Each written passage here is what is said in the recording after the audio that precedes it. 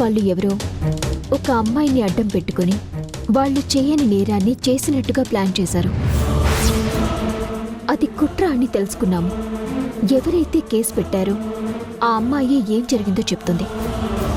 ఎవరు మేడం ఆ అమ్మాయి? కావ్య, ఏం జరిగిందో అందరికీ అర్థమయ్యేలా చెప్పు. నా అసలు పేరు రమ్య. నేను కావ్యగా పేరు మార్చుకుని కావాలనే ప్రాబ్లంలో ఉన్నట్టు నటించి రాధా మనోహర్ గారి ద్వారా సార్ వాళ్ళ ఇంట్లోకి వెళ్ళాను. వాళ్లతో మంచిగా ఉంటూ సార్కి మేడంకి తెలియకుండా వాళ్ళ ఫోన్ల ద్వారా మెయిల్స్ కాల్స్ చేశాను. మనోహర్ సార్ కూడా నన్ను బాగా చూసుకునేవారు. కానీ సార్ పర్సనల్ అకౌంట్ నెంబర్ తీసుకుని వాళ్ళకి పంపించాను. ఇదంతా సార్ వాళ్ళకి మేడం వాళ్ళకి తెలియకుండా నేనే చేశాను. ఇందులో వీళ్ళ తప్పేమీ లేదు. ఈ నేరం ఎందుకు చేసావు? నాకు మా అమ్మ తప్ప ఎవ్వరూ లేరు. తనకి ఆరోగ్యం బాగోలేదు. ఆపరేషన్ చేస్తే గాని బ్రతకదు. అంత డబ్బు నా దగ్గర లేకపోవడం వల్ల మా అమ్మని బ్రతికించుకోవడానికి డబ్బు కాసుపడి ఇదంతా చేశాను.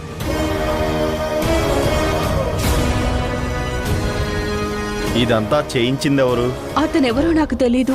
ఒక నెంబర్ నుంచి కాల్ వచ్చింది. ఏం చేయాలో చెప్పాడు. తర్వాత నేను ఆ నెంబర్కి కాల్ చేసినా కలవలేదు.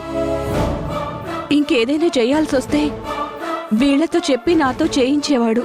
నాకు కూడా అతను ఎవరో తెలియదు సార్. ఎప్పుడు ఫోన్లోనే మాట్లాడేవాడు. దీని గురించి మీరేం చెప్తారు మేడం? ఇదంతా జరిపించిన వాళ్ళెవరో తెలుసుకుని వాళ్ళని పట్టించి చట్టపరమైన చర్యలు తీసుకునేలా చేస్తాం. ఈరోజు మా మీద పడ్డ నింద మేము బయట పడ్డామంటే దానికి కారణం మా ఎంప్లాయీ కాదు, మా ఇంటి మనిషి రాధ. ఈరోజు ఇదంతా తన వల్లే సాధ్యమైంది. అందుకు నేను రాధకి థ్యాంక్స్ చెప్పి తనని పరాయిదాన్ని చేసుకోను. తను మా ఫ్యామిలీ మెంబర్. ఈ రాధ గనక ధైర్యంగా సాహసం చేసి వీళ్ళని పట్టుకోకపోయి ఉంటే నా మీద పడ్డ నిందని ప్రపంచమంతా నిజం అనుకునేది.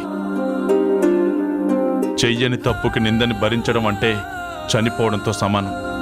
నన్ను ఈరోజు బతికేలా చేసింది రాధ.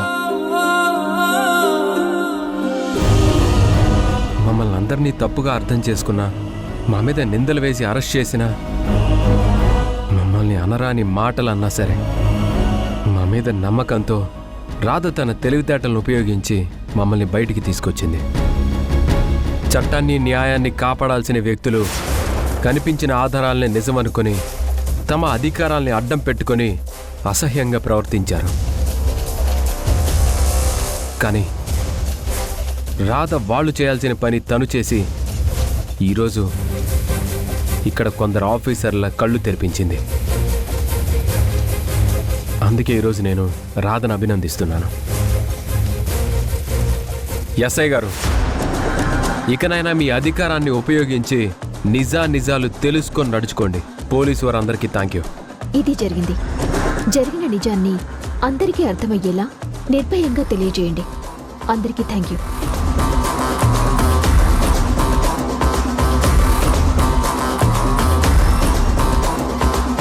ఇంకా మాకు ఏ విషయం తెలిసినా మీకు తెలియజేస్తాం. అలాగే మేడం. Thank you. రాధా, వెళ్దామా? వెళ్దాం మనోహర్. ఒక్క నిమిషం చూడండి ఎస్ఐ గారు, మీరు సిన్సియర్ ఆఫీసర్ అయ్యుండొచ్చు. మీరు అన్యాయాన్ని సహించలేని వ్యక్తి అయ్యుండొచ్చు. కానీ దాంతోపాటు విచక్షణ అనేది చాలా ముఖ్యం. ప్రవర్తన అంతకన్నా ముఖ్యం. మనం వాడే భాష మరింత ముఖ్యం. ఈ మూడు సరిగ్గా లేకపోతే మీరు ఎంత సిన్సియర్ అయినా వేస్ట్. వాసుదేవ్ సార్, దేవకి మేడంల గురించి సమాజంలో ఎలాంటి పేరు ప్రఖ్యాతలున్నాయి, వాళ్ళు చేస్తున్న సమాజ సేవేంటి అన్న విషయాలు మీకు తెలిసిన ఆధారాలు వాళ్ళకి వ్యతిరేకంగా ఉన్నాయన్న కారణంతో మీరు ప్రవర్తించిన తీరు అస్సలు బాగోలేదు.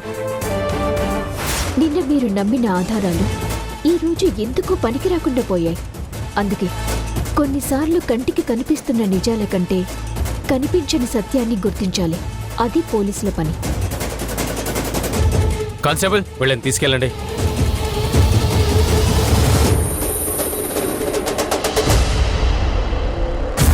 Sorry madam. Sorry sir. Sorry Manohar గారు. ఆడపిల్లలకు అన్యాయం జరిగిందన్న ఆవేశంతో మీతో తప్పుగా ప్రవర్తించాను. నన్ను క్షమించండి. ఎస్ఐ గారు, మీరు సిన్సియర్గా ఉండండి, కానీ నేరం రుజువు కాకుండానే వాళ్ళని నేరస్తులా చూడకండి. ఎందుకంటే పట్టుబడ్డ ప్రతి ఒక్కరూ నేరస్తులు కాదు, అందులో అమాయకులు కూడా ఉంటారు. పదండి వెళ్దాం.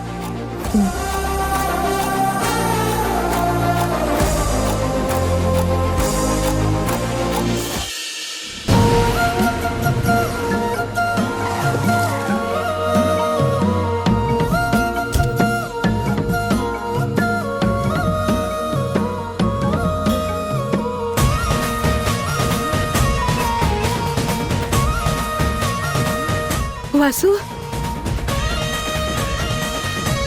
మాధవి, దిష్టిది. మాధవి, ఒక్క నిమిషం. మనోహర్, నువ్వు కూడా సార్ పక్క నిలబడు. రా మనోహర్.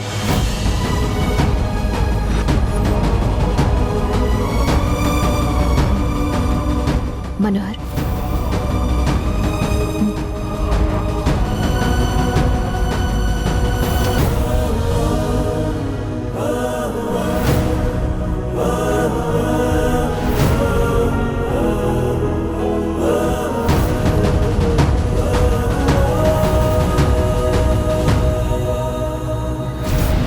మాధవి, దాన్ని తీసుకెళ్లి బయట పగలగొట్టు.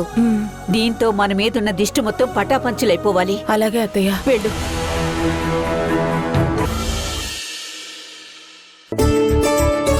ఏం చేస్తున్నావు అక్క? బట్టలు మడత పెడుతున్నాను. బావా, నీకు విషయం తెలుసా? ఏంటి? అసలు అక్క ఈ రోజు చేసిన అడ్వెంచర్ నువ్వు చూస్తుంటే నేను అక్క ఎంత ప్రేమిస్తుందో అర్థమై ఉండేది. అక్కకి కావ్య కనిపించగానే ట్రాఫిక్ ని కూడా పట్టించుకోకుండా ఆటోను పట్టుకోవాలని పరిగెత్తింది. అప్పుడు పెద్ద యాక్సిడెంట్ అయ్యేది బావా, కొద్దిలో మిస్ అయింది. తర్వాత రౌడీలతో ఫైట్ చేసింది. సినిమా లెవెల్లో అందరినీ మట్టి కల్పించింది. లేడీ సూపర్ స్టార్లా డిష్యూ డిష్యూ అంటూ అందరినీ కొడుతుంటే అందరూ భయపడిపోయారు బావా. మమ్మల్ని కాపాడడానికి అక్క చేసిన సాహసం చూస్తుంటే అక్క నిన్నెంత లవ్ చేస్తుందో అర్థమైంది.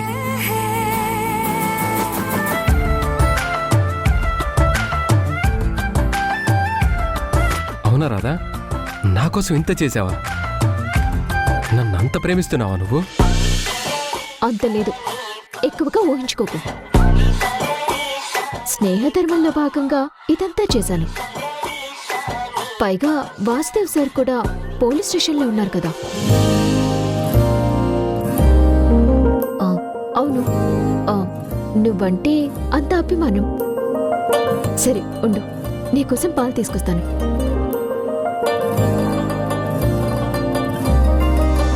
రాధా, నువ్వు బయటకు ఒప్పుకోకపోయినా నా మీద నీకు ఎంత ప్రేమ ఉందో నాకు అర్థమవుతుంది. ఇన్ని రోజులుగా నా మీద నీకు ప్రేమ ఎంతున్నా దాన్ని బయటకు కనిపించకుండా లోపలే దాచుకొని దోబూచులాడుతున్నావు కదా. నా మీదున్న ప్రేమని ఎలా బయటపెడతానో చూడు.